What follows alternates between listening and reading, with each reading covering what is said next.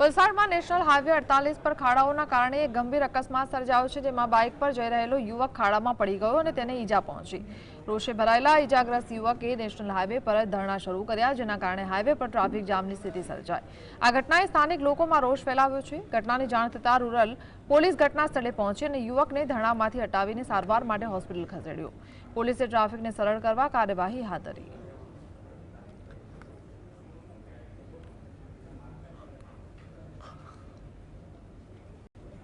Job interview માટે અરે વરસાદ ચાલતો હતો, હું રેઇનકોટ પહેરેલો હતો।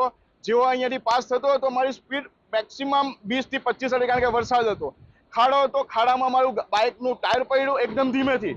જેવી ગાડી ખાડો એટલો મોટો છે સાહેબ કે આગળનું ટાયર જેવું પડ્યું ને તેવી ગાડી પલટી ખાઈને મેં સીધો નીચે।